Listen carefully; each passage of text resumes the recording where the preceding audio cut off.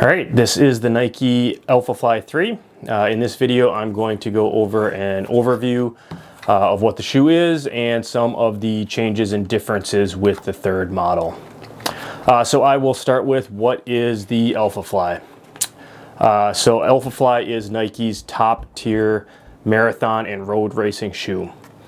So Nike does have another race shoe, that's the Vaporfly. Vaporfly is the original super shoe. It uses ZoomX foam and a full-length carbon plate. Where the Alphafly is different is that it adds the Zoom Air pods. So there's two air pods under the forefoot on the Alphafly. With that, so what is new with the Alphafly 3? So you might have seen this on the feet of pro runners at some of the world marathon majors. Eliud Kipchoge wore it to win the Berlin Marathon. Sifan Hassan wore it in both London and Chicago, where she won both of those races. And then Kelvin Kiptum in Chicago on the men's side set the world record in the Nike Alphafly 3 as well. So it's had a lot of great results already from the pro field, but there have been changes to the third version of the Alphafly that help make it better for really everyone, including middle of the pack and back of the pack. So with that, it is essentially using the same ingredients, so it still has the ZoomX foam, the full-length carbon fiber plate, and the dual Zoom Air pods. They've just tweaked the recipe slightly to make it a little bit more accommodating to additional runners and still get that benefits of the increased speed and responsiveness that you'd expect from the Alphafly. All right, so I guess going through what goes into this shoe. Start with the upper. So the upper is made of Atom Knit. Atom Knit is the performance version of Fly Knit from Nike. So as opposed to a traditional cut and sew textile upper, this is an engineered material, allows for a full one-piece construction to really fit the foot very well. So this uses a radial knit pattern, so it's surrounding the foot completely, and it's also a full booty design, so there's no separate tongue, it's all integrated. With that, super breathable, so you can see right through it. Essentially really allows a lot of airflow to the foot. But with that, there are some strategically placed vertical fibers here that help to lock down the foot. That's mostly in the midfoot area. And then there's also strategic precisely placed padding in key areas. So at the top of the foot, in the area where the tongue would be is padded, and then in the back of the heel, around the heel counter, as well as up a little higher near the ankle and the Achilles area, have some additional padding to increase comfort and then help with security as well. And then going to the bottom of the shoe, the outsole is a fast shot compound. This is a new compound from Nike. The forefoot has ample coverage. It is a waffle type pattern, a modified waffle pattern. It has texture as well as it has some cutouts here in the forefoot to allow for just additional grip.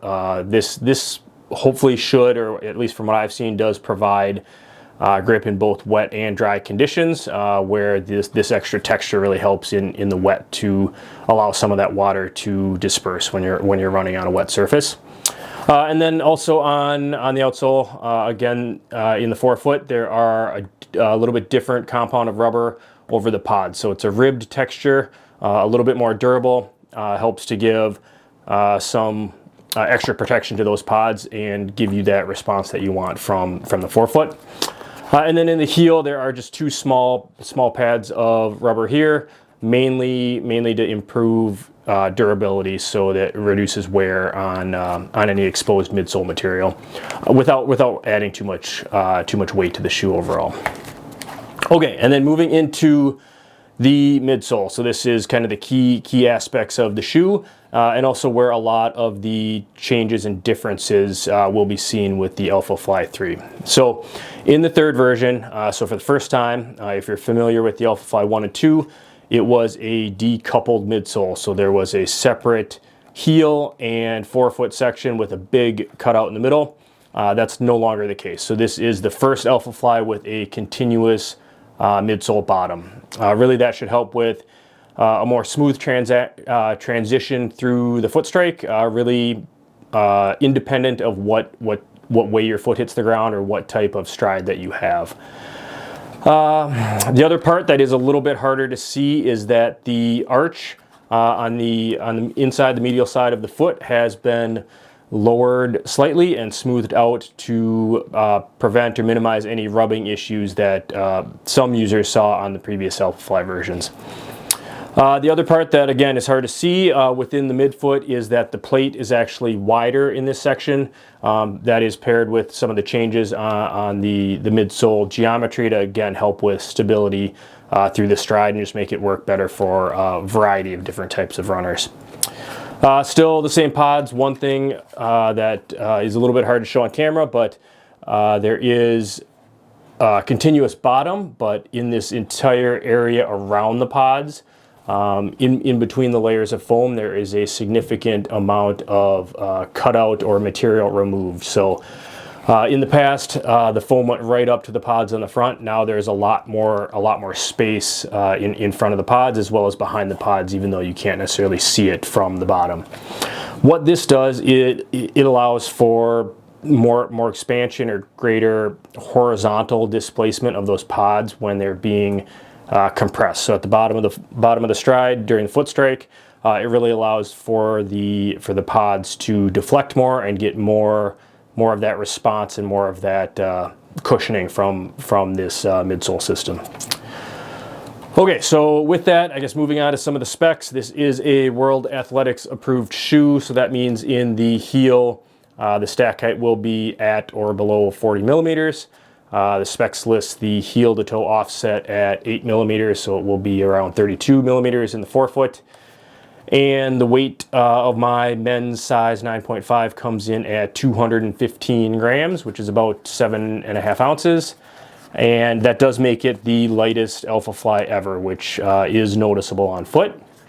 Retail price is $285 US.